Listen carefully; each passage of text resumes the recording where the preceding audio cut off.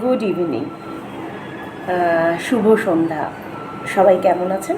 আশা করি সবাই ভালোই আছেন, আমিও খুব ভালো আছি। আজকে একটা মজার ঘটনা শেয়ার করব আপনাদের সাথে, ছোট্ট করে। ভয় আমরা সবাই পাই, সে বড় ছোট কোনো ভেদাভেদ নেই, ভয় আমরা সবাই পাই। এটাই হচ্ছে প্রমাণিত হলো আজকে। আর যখন স্কুলে পড়তাম, স্পেশালি একজন ম্যাম ছিলেন, কেসি ম্যাম বললেন, আমরা কেসি ম্যাম বলতাম, কৃষ্ণা চক্রবর্তী ওনার নাম ছিল, আমরা শর্টে ওনাকে কেসি ম্যাম বলতাম। তা আমার সঙ্গে কেসি ম্যামের সঙ্গে কোনো দিনই বনাবনি হতো না। হ্যাঁ, আর আমি খুবই ঠান্ডা ছিলাম, খুবই ঠান্ডা, মানে ঠান্ডা মানে এত ঠান্ডা যে শাড়ি পরেও গাছে উঠে যেতাম। আর ওইটাই হচ্ছে ওনার সবসময় একটাই, যে তোর মতো এরকম ডানপিটে মেয়ে আমি দেখিনি। উনি একদিন বলছে, আমি আগে ভাবতাম পৃথিবীতে আমার ছেলেই বোধহয় মানে সবচেয়ে বেশি দুষ্টু, কিন্তু তোকে দেখার পর এখন ভাবি যে না, আমার ছেলে যা আছে তোর থেকে অনেক ঠান্ডা, অনেক ভালো। কারণ ক্লাস 11-12 পড়ে একটা মেয়ে যদি শাড়ি পরে গাছে উঠতে পারে, তাহলে তাকে বলার মতো কিছু নেই। এরকম ক্লাস লেগেই চলতো ওনার সঙ্গে। তারপরে ওনার খাতাতেই অনেক রকম পরীক্ষার সময় কোয়েশ্চেন পেপারে 6টা কোয়েশ্চেন লিখতে হবে, 2টো কোয়েশ্চেন লিখেছি, 4টে কোয়েশ্চেন লিখতে পারিনি, পড়িনি, লিখতে পারিনি। এবার না লেখার ফলে কি করব, বন্ধুরা কেউ বেরোচ্ছে না, এবার আমি একা বেরিয়েই বা কী করবো। বসে বসে এঁকেছি, এঁকে খাতা জমা দিয়েছি, সেই নিয়েও বিশাল গোলযোগ হয়েছে আমার। হ্যাঁ, মানে দুষ্টুমি আমি খুব করতাম, আর ওনাকে ভয়ও পেতাম, উনি আমাকে খুব বকতো।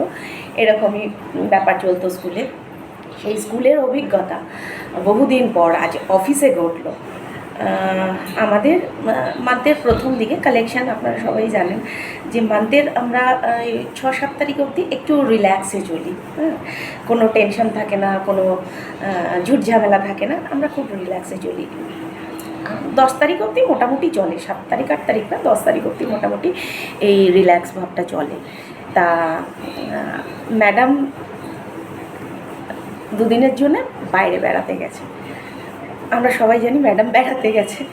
এবার আমরা এমনিতেও ম্যাডাম থাকলেও আমরা দুপুরের টিফিন টাইমে টিফিনটা মানে কোনো রকমে খাই, তাড়াতাড়ি করে খেয়ে কতক্ষণে বাইরে বেরোবো, একটু পাইচারি করবো, একটু গল্প করবো, এরকমই আমাদের চলে।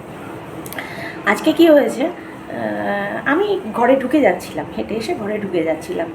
তা আমার অফিস কলিগ দুজন আছেন, রানীদি আর কৌশল্যাদি। তা বলছে, আমি অনেকটা চলে গেছি পিছনে, মানে পিছন থেকে ডাকছে, এ পিয়ালি কাহা যা রা হ্যায়, ইধার আ, নেই टिफ़िन टाइम ख़त्म हो गया, मैं मुझको जाना पड़ेगा। नहीं नहीं मैम नहीं है, कुछ नहीं होगा, इधर आ। তা ওরাও আইসক্রিম খাচ্ছিলো, আমিও আইসক্রিম খাচ্ছিলাম। তা খেতে খেতে ওখানে বসলাম, বসে কথা টথা হচ্ছে। তারপরে ওরকম সময় আমাদের সুপারভাইজার এসছে, আর তার সঙ্গে আরও একজন সুপারভাইজার এসছে। এসে তারাও গল্পে জুড়ে গেছে, তারাও বলছে, তোর আজকে কাজ করতে ভালো লাগছে না, আজকে ছুটি দিয়ে দিলে পারে, আজকে ম্যাডাম নেই, আজকে 4টেই ছুটি দিয়ে দিলে পারে। এইসব কথাবার্তা চলছে, এসব গল্প গুজব হতে হতে, হাসাহাসি হতে হতে হঠাৎ দেখছি ম্যামের বাড়িতে, ম্যামের দুজন ছোটো ছোটো ছেলে মেয়ে আছেন, তাদের দেখাশোনা করেন এক ভদ্রমহিলা দিদি আছেন। তাও সেই দিদি আমাদের সাথেও দেখা হলে কথা বলে। হঠাৎ দেখি সেই দিদি আসছে, কী ব্যাপার হলো, ম্যাম নেই, দিদি আসছে কেন? তারপরে দিদি এসে সামনে একগাল হেসে বলছে, বসে গল্প করো, পিছনে আসছে। যেই বলেছে পিছনে আসছে, মানে চিন্তা করতে পারবেন না, ওইটুখানি টাইমে আমরা 5 জন ছিলাম ওখানে, আমি, রানীদি, কৌশল্যাদি আর 2জন সুপারভাইজার, ইপসিতার মৌ বলে ওরা, মানে 5 জন যা দৌড়েছি খিচে মিছে, এরকম দৌড় বহুদিন পর দৌড়ালাম। আর মানে একদিকে ভয় যে ম্যাম এসে ওখানে যদি দেখে, তখন 2:45 বাজে, আমরা টিফিন খেয়ে ওখানে আড্ডা মারছি, একদম আবার অফিসের গেটের সামনে না, অফিসের মোড়ের মাথায় চলে গেছি, ওখানে একটা র্যাক মানে রোয়াক মতো আছে, ওখানে বসেই আমরা আড্ডা মারছিলাম।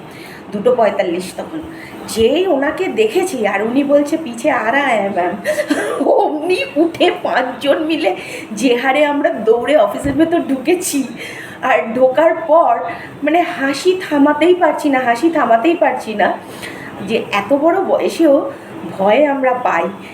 আর এরকম দৌড়ের অভিজ্ঞতা বহুদিন পর হলো, মানে একদিকে ভয় একদিকে মজা, ব্যাপারটা বেশ দুটো মিলিয়ে খুব ভালো লাগছিল, খুব ভালো লাগলো। সেই অনুভূতিটা আজকে, মানে এই ঘটনাটা ঘটার পর স্কুলের অনুভূতিটা আজকে আমার মনে পড়লো। সারা দুপুরই, এখন প্রেশারটা একটু যেহেতু কম, সারা দুপুরই ওই খুটখাট একটু আধটু কাজ করছি আর বসে বসে ওই স্কুল লাইফের কথাগুলো ভাবছি। ভীষণ ভালো লাগলো, ভীষণ মানে মনটা রিফ্রেশ হয়ে গেল।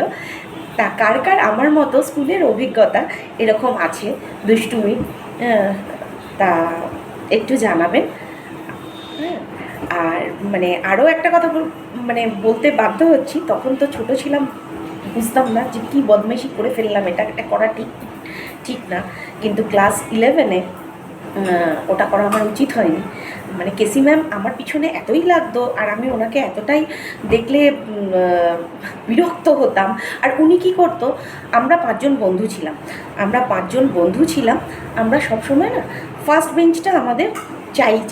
ফার্স্ট বেঞ্চটা মানে ফার্স্ট বেঞ্চে 4 জন আর পিছন বেঞ্চে 1 জন, 5 জন।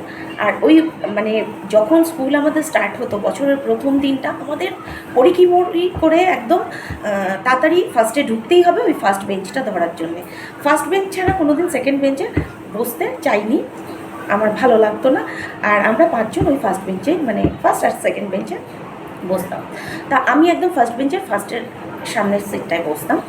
আর এত স্যার ম্যাডাম আসতেন, কেউ ওই সিটের ওপরে উঠে বসতেন না।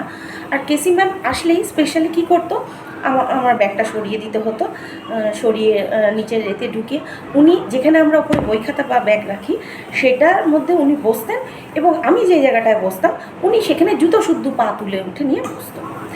এটা কোনো দিন জুতো খুলেও উঠতো না।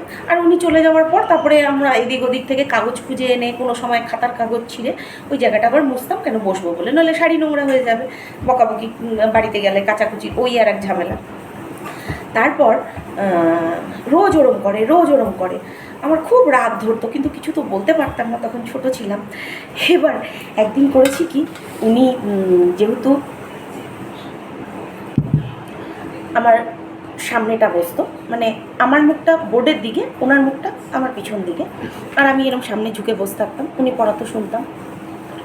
মুখে চুইংগাম ছিল, আর উনি একটা ভালো পিওর সিল্ক পরে এসেছিলেন। এই কথাগুলো কোনো দিন কাউকে বলিনি, আজকে মানে কথার পরিপ্রেক্ষিতে ওই ভাবতে আজকে সব মনে পড়ছিল। আজকে ভাবলাম ফাঁস করেই দিই, এখন তো বড় হয়ে গেছি, এখন তো মানে দেখলেও হয়তো চিনতেও পারবে না আর বকতেও পারবে না। তা উনি একটা ভালো পিওর সিল্ক পরে এসেছিলো, আমার খুব ভালো মনে আছে। ওই রাগের চোটে আমি কী করেছিলাম, মুখ থেকে চুইংগামটা বার করে, ওনার আঁচলটা ঝুলতো নিচে, ওই আঁচলটা আস্তে করে টেনে নিয়ে মুখের চুইংগামটা আঁচলের মধ্যে ভালো করে পেস্ট করে দিয়েছিলাম। পরের দিন ক্লাসে এসে আমার গল্প, আমার শাড়িতে কোথা থেকে চুইংগাম লেগেছে কে জানে, শুনে চুপচাপ হয়ে রয়েছি, যেন জানি না কিছু, যেন ও মা তাই, এরকমভাবেই শুনলাম কিছু না। এরকম একটা দুষ্টুমি ওনার সঙ্গে করেছিলাম। আর একবার করেছিলাম, আমাদের স্কুলে না খুব বাস্কেটবল খেলা হতো, আর আমি খেলতে জানি না খুব একটা ভালো, কিন্তু তাও মাঝে মধ্যে আমরা টুকটাক খেলতাম। দূর থেকে দেখছি উনি আসছেন, আর আমার হাতে তখন বাস্কেটবল ছিল, এমন করে পাঞ্চ করেছি ইচ্ছাকৃত, ঠিক গিয়ে ওনার কোমরে সপাটে লেগেছে। সপাটে লাগার পর ওরে বাবা গো মা গো, কোমরে লেগেছে। তারপর সেই কোমর নিয়ে উনি অনেকদিন ভুগেছে। হ্যাঁ, তখন খুব মজা পেয়েছিলাম, এখন ভাবি খুব অন্যায় করেছি, এটা আমার করা উচিত হয়নি। কিন্তু তখন আমাকে এতই বকতো, এতই খিটখিট করতো আমার পিছনে, আমার খুব রাগ হতো, যার ফলে দুটো দুষ্টুমি ওনার সঙ্গে আমি করে দিয়েছিলাম। হ্যাঁ, একটা হচ্ছে চুইংগাম লাগানো শাড়িতে, আর একটা হচ্ছে বাস্কেটবল দিয়ে ওনাকে আঘাত করে ফেলেছিলাম। ওটা মানে সত্যি কথা বুঝতে পারিনি অতটা জোর লেগে যাবে, কিন্তু আমি বলটাকে এমনভাবে বাউন্স করিয়েছিলাম যে খেয়ে পুরো ওনার কোমরে গিয়ে সপাটে লেগেছিল।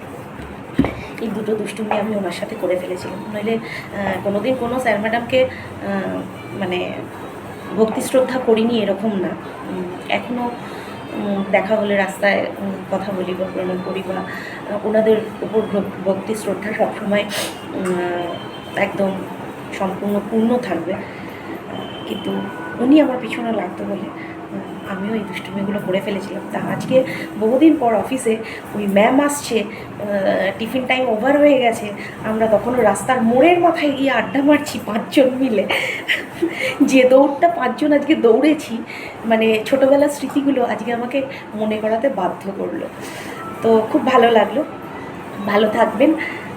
আপনাদেরও কার কার জীবনে এরকম ছোট বড় কিছু অভিজ্ঞতা বা দুষ্টুমি সেটা থাকলে শেয়ার করবেন, কমেন্ট করে জানাবেন।